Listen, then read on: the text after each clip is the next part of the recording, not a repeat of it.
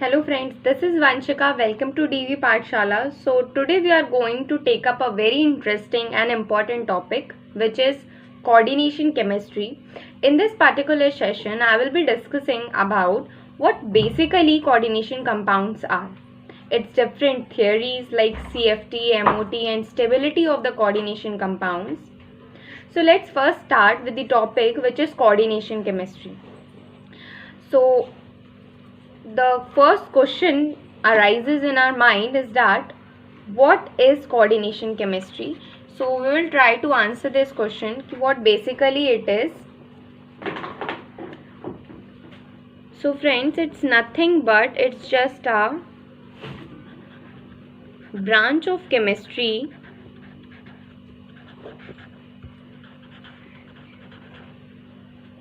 that deals with the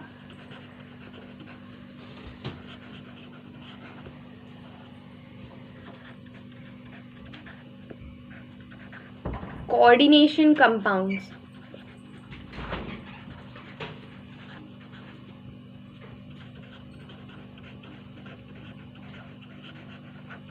Alright friends. Now the second question which will be always arises in our mind, or it's very clear, or we can say that it's very clear by the name of the coordination compound that which type of bond we are using in this compounds. It's very clear to us. The bond name is coordinate bond. So basically we should know that exactly what is the coordinate bond. So friends, it is a bond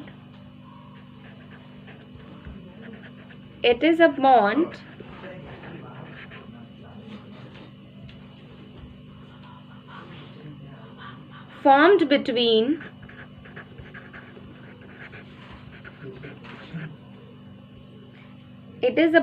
which forms between Lewis base and Lewis acid, right? So now आप सोच रहे होगे कि ma'am Lewis base and Lewis acid क्या होते हैं, तो I will explain you later कि ये लिविस बेस और लिविस एसिड्स क्या होते हैं. And the second third question which I have written here is that what is coordination compounds. So basically let's try to answer this question. A compound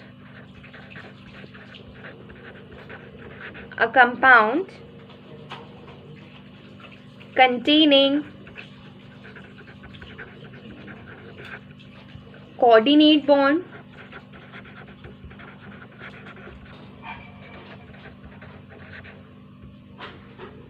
typically between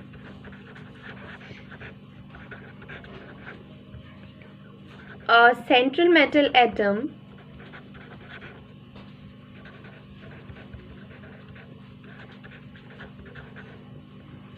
and a number of other atoms or the groups.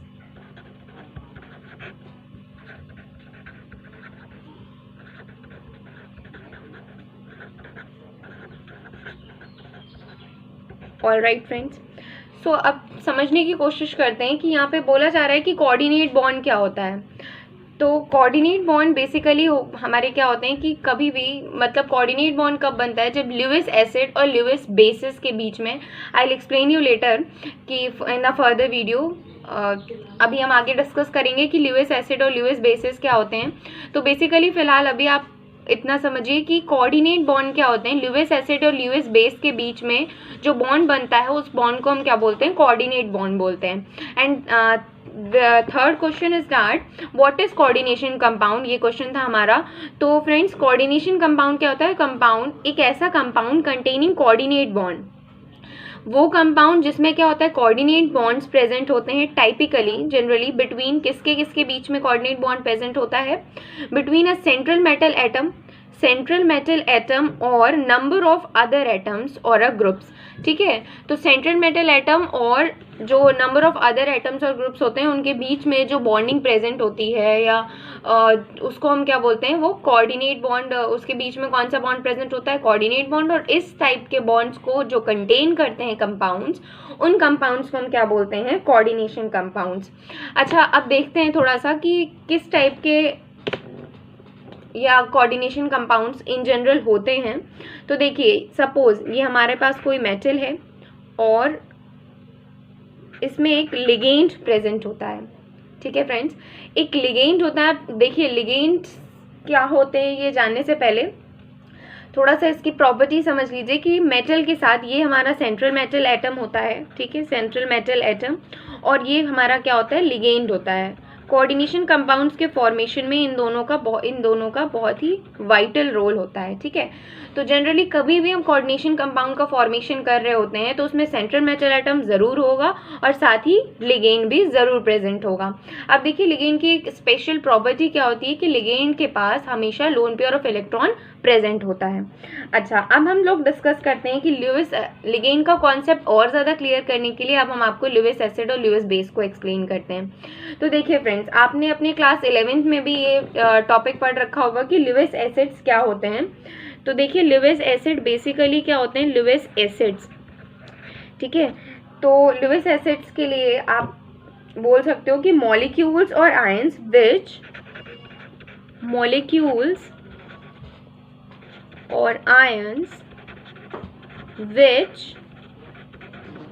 क्या करते हैं, donate, okay, which donate lone pair of electrons are called Lewis acids. Alright friends, और उसके बाद अगर हम बात करें लुईस बेस की, तो लुईस बेस क्या होता है हमारा, just contrary of it, the molecules और ions which accepts once here is mistake over here, please correct it, कि Lewis acids, basically Lewis acids are those molecules or ions which accepts lone pair of electrons, and Lewis base are those molecules or ions which always donate the lone pair of electrons. All right friends, तो अच्छा एक और tip मैं आपको देना चाहूँगी कि जिससे आप बहुत ही इजीली और कन्वीनियंटली याद रख सकते हैं इस कॉन्सेप्ट को। देखिए वो एक छोटी सी टिप है जिसके थ्रू आप हमेशा याद रख सकते हैं कि लुईस एसिड कौन से होते हैं और आपको आइडेंटिफाई करने में भी बहुत ईजी होगा। तो द टिप इज़ कि देखिए it's just for your reminding, okay, कि आप रिमाइंड रख सकते हो। तो ये एक ऐसी इस तरह से ट्रिक है जिस तरह से मैंने भी याद किया है कि हाँ कौन से लुईस एसिड्स होते हैं, लुईस बेस कौन से होते हैं। तो देखिए ट्रिक ये है या टिप आप देखिए कि acid starts from which alphabet, A, right. तो एसिड जिस तरह से हमारा कौन से अल्फ़ाबेट से स्टार्ट हो रहा है, अल्फ़ाबेट ए से। सिमिलरली क्या करता है, एसिड्स का काम क्या होता है, एक्सेप्ट करना। किसको एक्सेप्ट करना, लोन पेयर ऑफ इलेक्ट्रॉन्स को। तो देखिए बाकी कंटेंट दोनों में ही आप देख रहे हो कि सेम है, सिर्फ वेरिएशन कहाँ से आ रहा है, एक्सेप्ट एंड इट डोनेट्स। अब देखिए एसिड्स क्या करते हैं, एक्सेप्ट करते हैं। तो you can just match the first alphabet, okay, and just recall it कि एसिड्स क्या करते हैं, एक्सेप्ट करते हैं।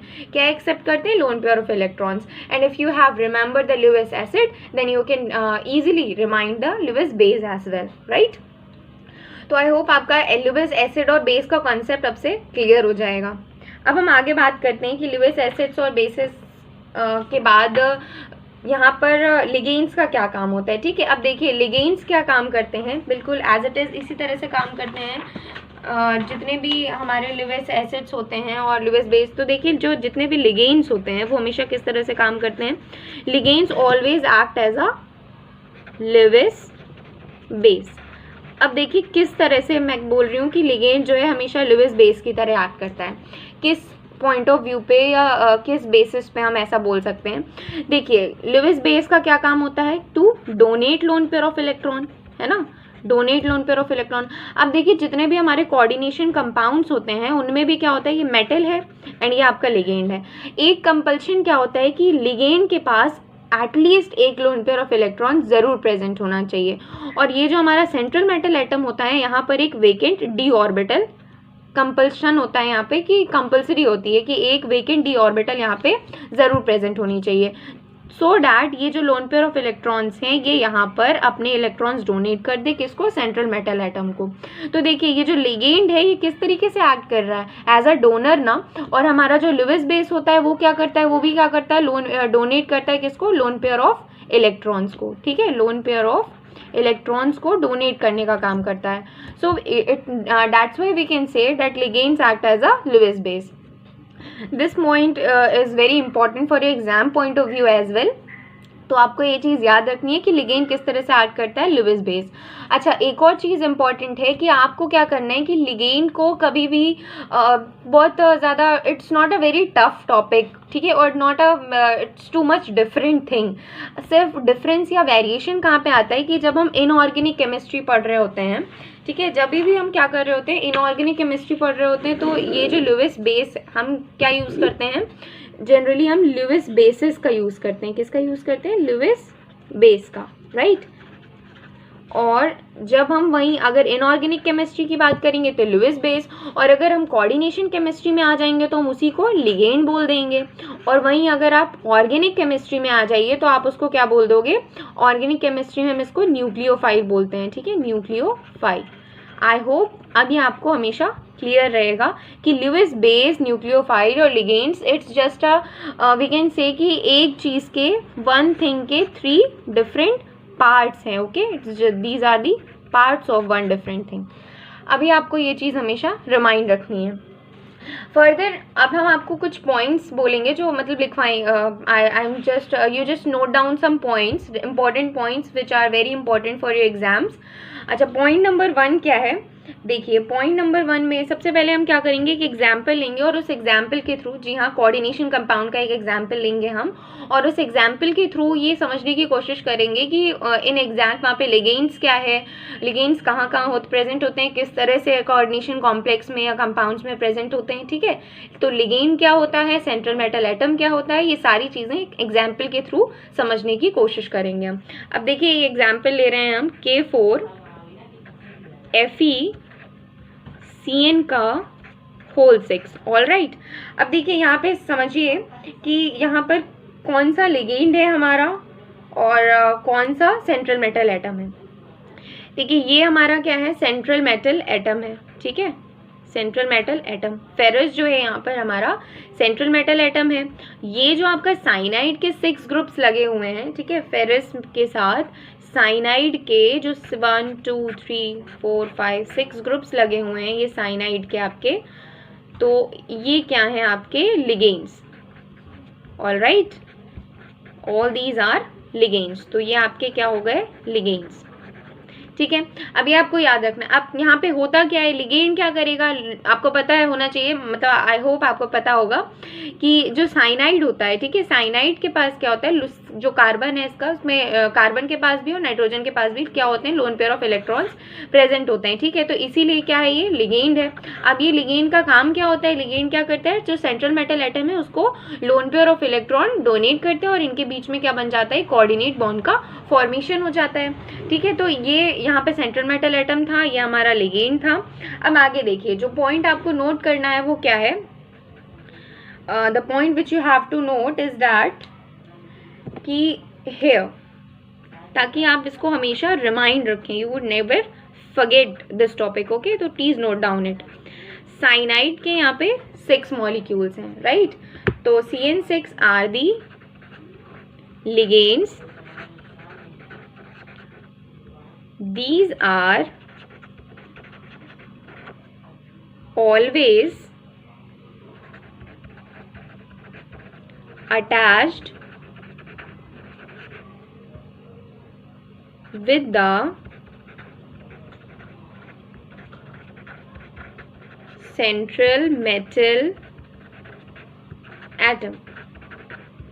आई होप आपको समझ में आ रहा होगा ये पॉइंट कि जो यहाँ पर जो साइनाइड एटम है उसका काम क्या है, कि साइनाइड एटम यहाँ पे लिगेंड का काम कर रहा है।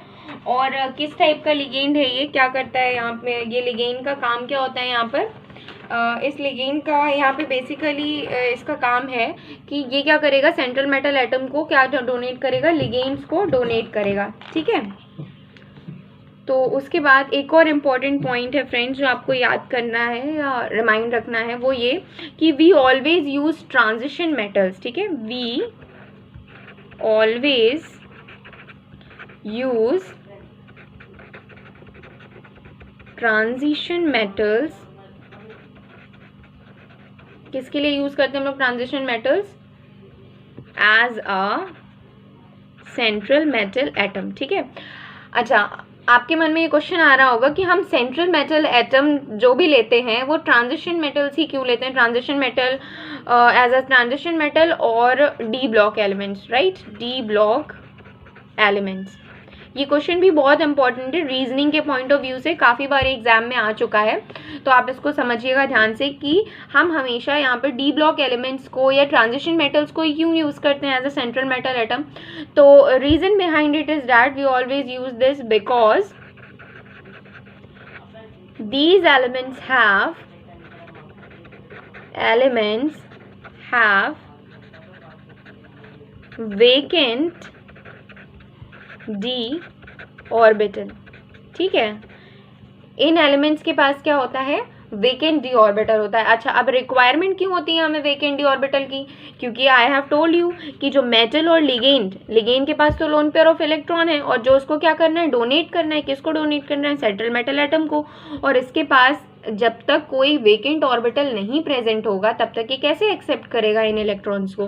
That's why we always use which type of metals और एलिमेंट्स? ट्रांजिशन मेटल्स, ठीक है, जिसमें क्या होता है? डी ब्लॉक एलिमेंट्स हमें, वेकेंट डी ऑर्बिटल्स हमें मिल जाते हैं इसमें, राइट।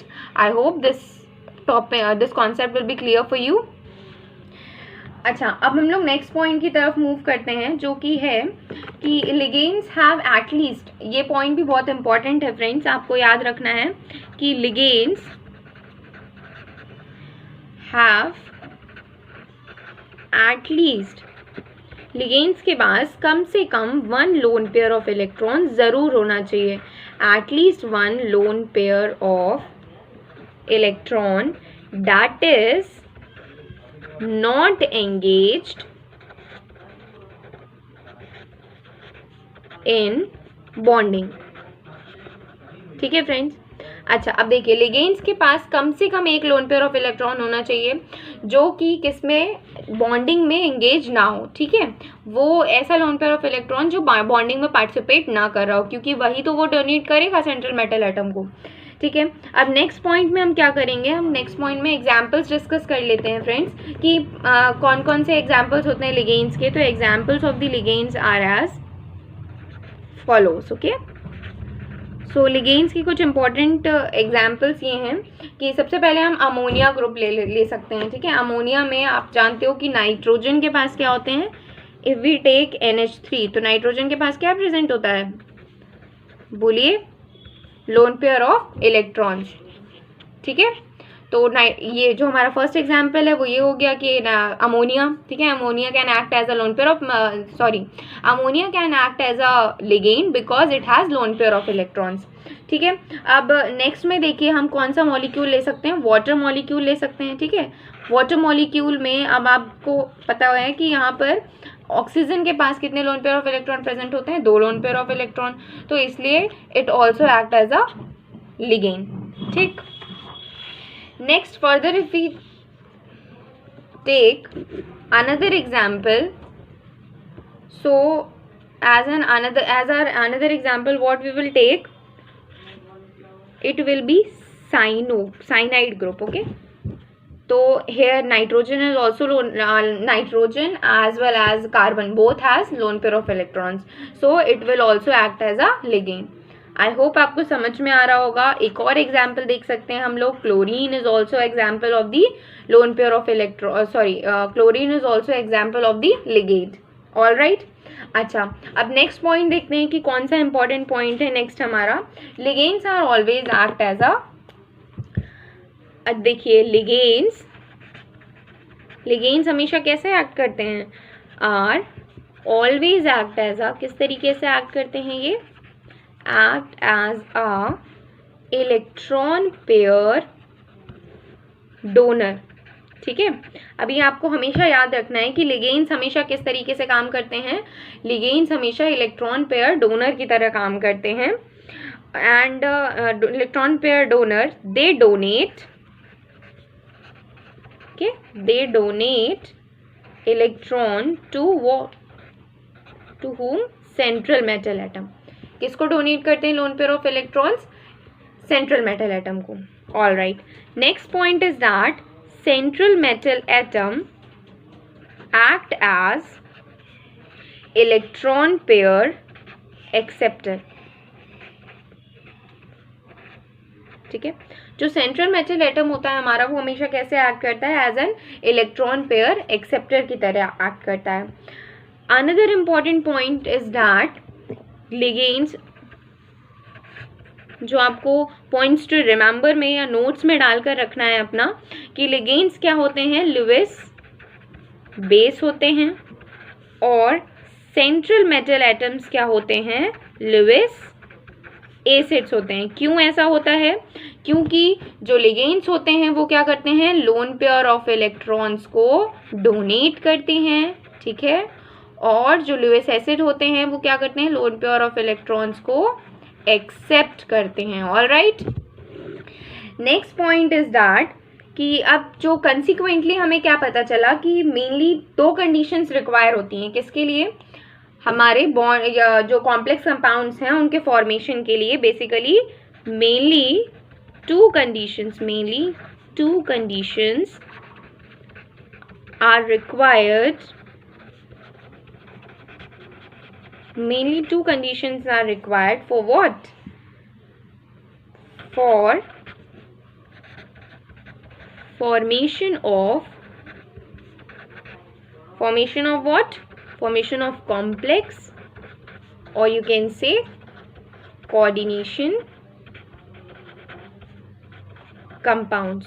all right, अब वो कौन कौन सी 2 conditions हैं चाहिए चेक कर लेते हैं। तो पहली कंडीशन जो है वो है कि ligands must have lone pair of electron. अब तो आपको पता चल गया होगा कि लिगेंड्स के पास क्या होना चाहिए? Ligands must have lone pair of electrons, okay, तभी तो वो डोनेट करेगा। किसको डोनेट करेगा? अपने लोन पेयर ऑफ इलेक्ट्रॉन्स किसको डोनेट करते हैं लिगेंड्स? सेंट्रल मेटल एटम को। Exactly, ligands must have lone pair of electron to donate, okay, and the second important condition is that central metal atom must have what? Must have vacant d orbital। इसके पास कोई खाली space होनी चाहिए ना, जिसमें वो क्या कर सके कि लिगेंड ने जो डोनेट किए हैं अपने लोन पेयर ऑफ इलेक्ट्रॉन उसको एक्सेप्ट कर सके ना। तो इसीलिए क्या है यहाँ पे कि must have vacant orbital to accept the electron, lone pair of electron,